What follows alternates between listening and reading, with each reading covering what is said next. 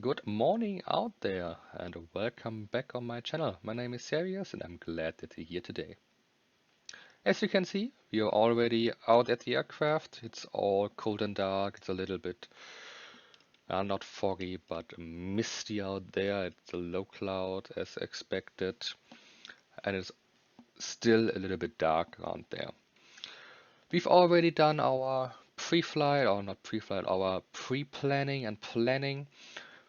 If you want to know what we've done before, please have a look at the other video. It's uplinked there. So let's start. Powering up the engine or the aircraft and then get on our way to Santorini. As you can see, we are in a Gatwick right now. There's a little bit other traffic on Vatsum active at the moment, but no ATC station whatsoever. And I also don't expect that the ATC is coming on, but if it will, it would be fun. So I'm always looking forward to have some ATC on the background, or not on the background, online. So it's getting more realistic. So let's jump into the plane. So we are here in our A321 from British Airways. As you can see, everything is cold and dark, so we have to power it up.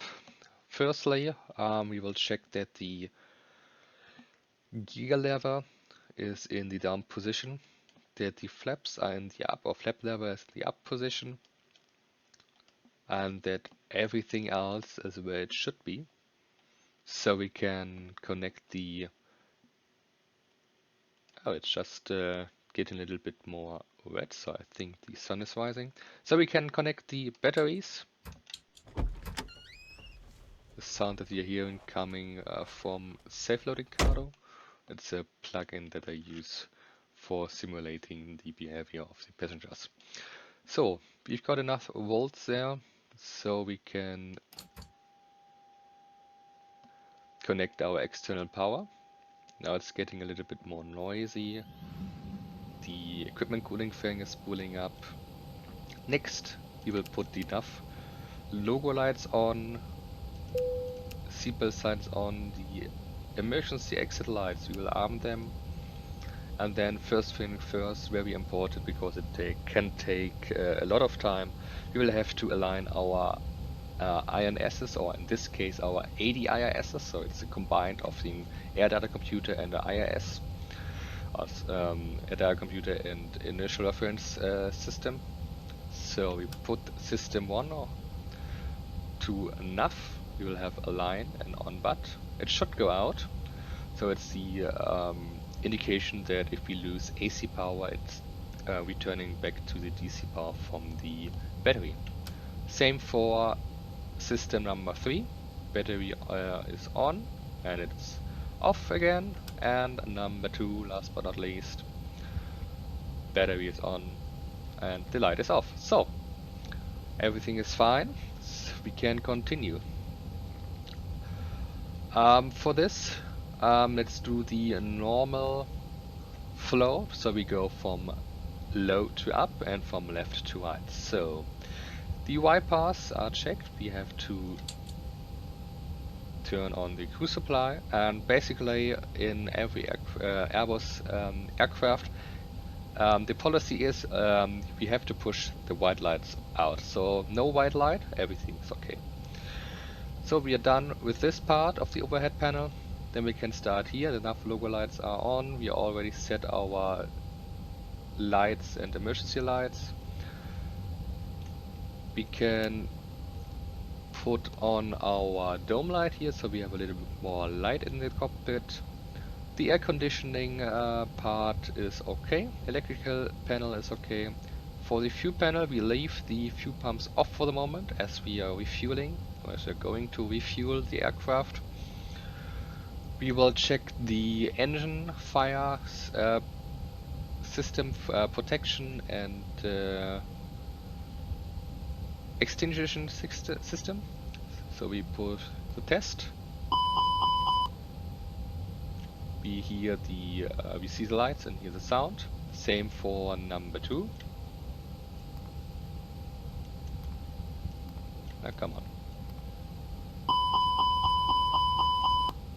Unfortunately, the button isn't sticky, so I can't push the same time I have a look down there. So, and last but not least, the APU fire test, the same as well. So the furthest right panel, there's not much to do. We only have to turn on our COM3 communication panel. So that's all for the overhead at the moment. So we can come down here. First of all, we have to light up or increase the brightness of the displays. So primary flight display, navigation display, then the FMCs and the ECAs, upper and lower panel. The same for the first officer side, even though we are going to simulate that there's nobody there at the moment. So let's start with the FMC. Oh, FMC in here we have to also switch on our radio communication panel. So let's start with the FMC. First of all, we have to go into the init page and load up our flight. So we are going from Echo Golf Kilo Kilo, that's for London Gatwick, to Lima Golf Sierra Romeo, that's for Santorini. Putting this in. Normally there should be the flight plan loaded in. I'll be back in one second. I think I forgot it to put it in the right order. So as you can see, now it's worked. We have here the operation or the company flight plan from Gatwick to Santorini, Wimfo, Dover, Conan. So we can insert this. Then we have to add our alternate, Athens, our flight number today, or the ATC call sign in this case is the Speedbird, Bravo Alpha Whiskey, stands for Speedbird. Let's turn the volume a little bit down of the traffic. Speedbird 280 Tango. The cost index today will be, let's have a short look at the OFP, will be 20 as a normal, so 0 is the cost index for the best range, so the lowest fuel consumption, but 20 it gives us a lot more speed for just a little bit more fuel consumption, so it's economically better to fly with a cost index of 20 in this case. Cruising flight level is flight level 330, just put it in there, and then we can align our IISs. So before we do our init B part of the FMC, we have to load our aircraft there. So this is the TOLUS ISCS panel. We will go to the loading performance and I will check out the loading for today. So we have a pax total of 200 passengers today and a zero fuel rate of 68.6 tons. So 68.6 tons, it's perfectly matched up. So we have a little bit of cargo or a little bit of baggage in the aft cargo compartment. Then we can put our fuel as well. It's 14.6 tons there. So we can apply the load settings and quick refuel. Later on in the pre-flight procedure, we will have to get our takeoff performance. This will be done also here. Let's have a short look at the ground services. So we have external power and chocks applied. Pushback, I won't use this panel for pushback. We have the better pushback plugin for Explain 11 installed. So first of all, we can open the doors here. Yeah, that's what we have to do here at the moment. I will start the boarding with safe loading. Cabin crew, we're ready to get going now, so as soon as you're ready, you can open the doors and start letting the passengers on board. Thank you. Sorry for that. Problem. So you can hear in the background that the passengers are boarding at the moment.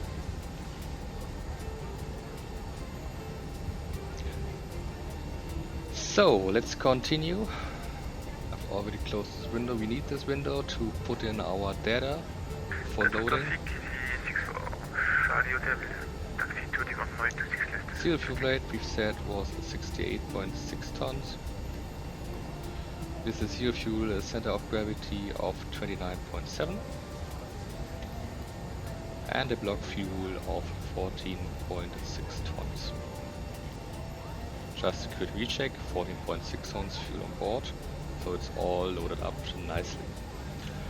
So here's the fuel prediction calculated by the flight management computer itself. So it states with 14.6 tons and 200 kilograms of taxi, we have he has calculated that we need 3 hours and 20 minutes, that's roughly the same, and 9.6 tons. That's a little bit less than we had calculated, so it's a little bit discrepancy, but it's totally normal.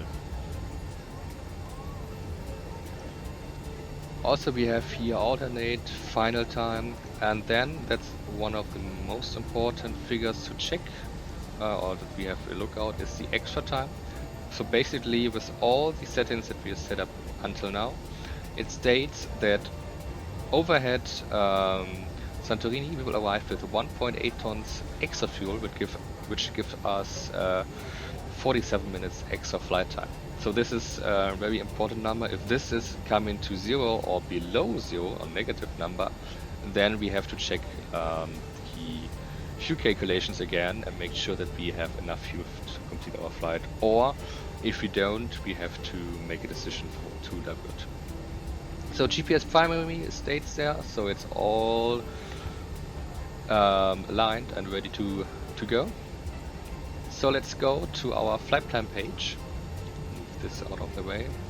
Let's go to the flight plan page, and you can see I'm a little bit quieter so I can concentrate more on this. So Gatwick. So we go for the first, yeah, not waypoint, but it's for our departure airport. Click there and click on departure, and then we will select the runway 26 left, as 26 left is active today. And then we are looking for the Info 1 mic departure, putting it in, and then we will have a look at this. So basically I have charts on my iPad that I'm used to. I will have a look if I can show you this on the video, but I'm not sure about this at the moment. So what I'm doing now is I have a look at the charts of Gatwick, and check that the flight management computer has loaded in the correct departure route according to the chart. So it's the same. So I'm looking for the Info 1 mic departure. So it states 26 left departure. Straight ahead to 2.3 India Victor Victor. That's for the normal, or not for non-air nav departure. Let's have a look if we have an air nav overlay here. It doesn't seem to me like that, unfortunately, so we have to check this out. So basically what it says, we will departure straight ahead until 2.3 DME. That's, let's see.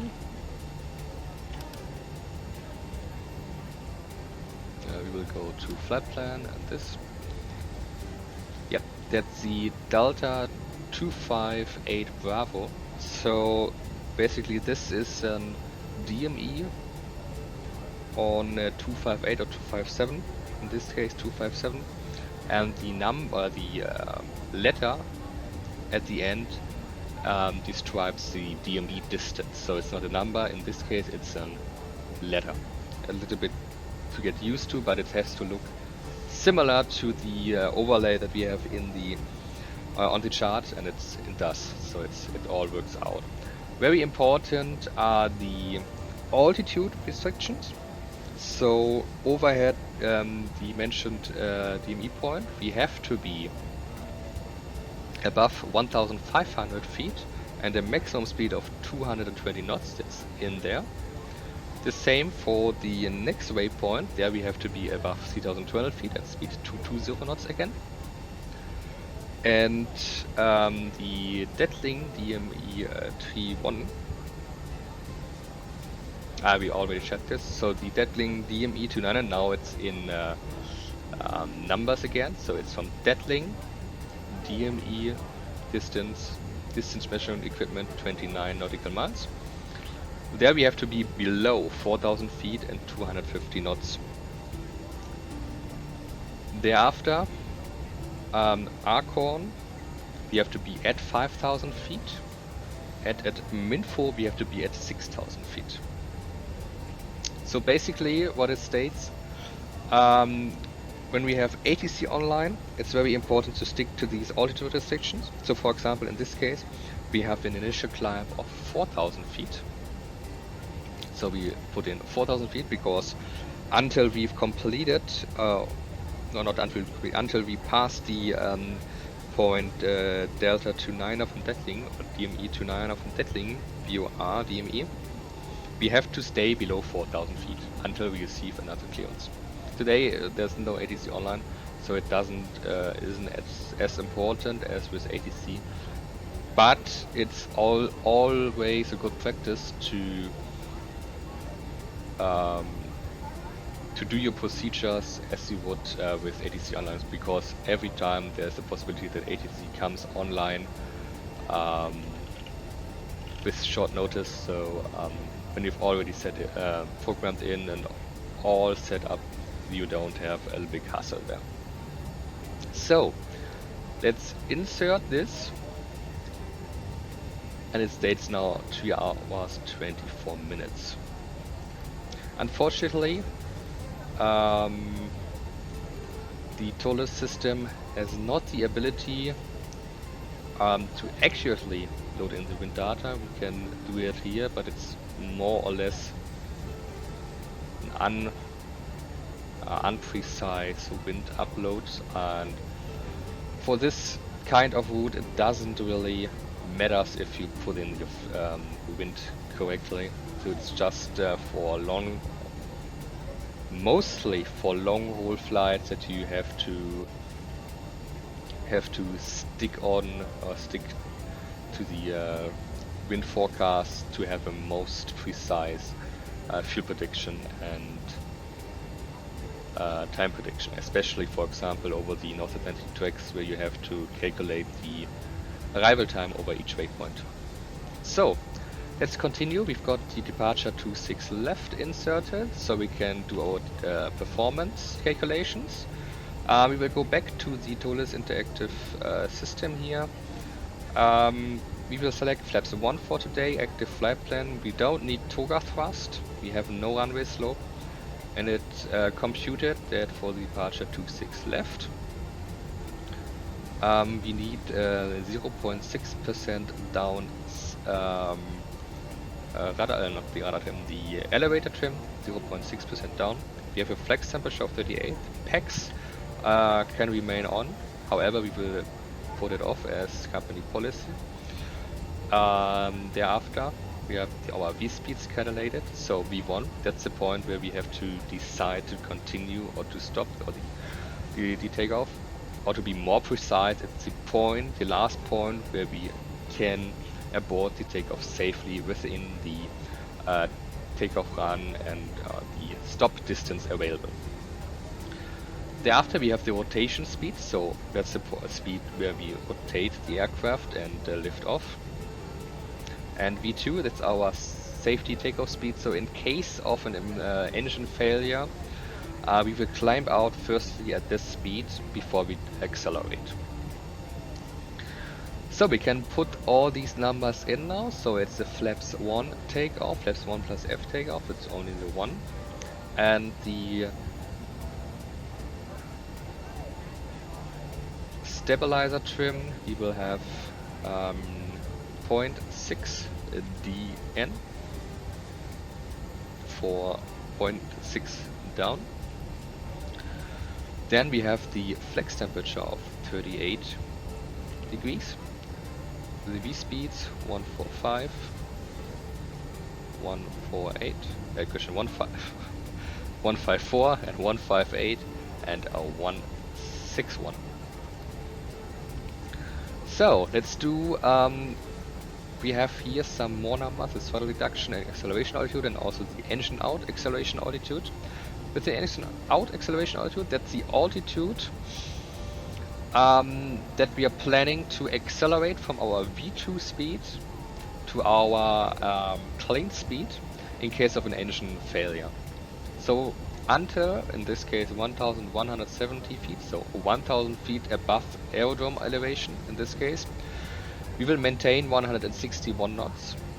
Thereafter we will level off and accelerate to retract our flaps to have better performance. But in the first phase of the engine failure, it is important to gain some altitude. On the left hand side we can see the throttle reduction and acceleration altitude. This here is basically the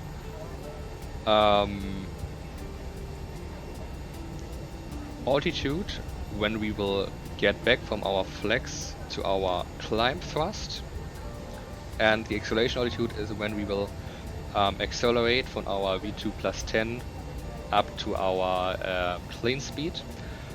So for the noise abatement departure procedure 1, we will have to, that's used for very closed in community, so we have to be very fast at a high altitude. So we will maintain our flex thrust until 1500 feet above aerodrome elevation. So aerodrome elevation is 170 feet, so this is already set up. But for the acceleration part, we will have to wait until we are at 3000 feet above aerodrome elevation. So it's 3170 feet, just put it in. And then the FMC knows when to switch from the SRS mode to climb mode there. As I can see, now it's the QNH is already set in. We have speed managed, heading managed, and altitude in climb. So it's armed, so nav mode armed, and climb mode armed. We can see it in the FMA as blue. Blue stands for armed. So now we are mostly finished with our pre-flight configuration of the aircraft. The next steps would be the startup and taxi out, including the departure. But this will be covered in the next video. So until then, I am very glad, or I hope you will continue watching the videos, and until then, have a nice day. Bye bye.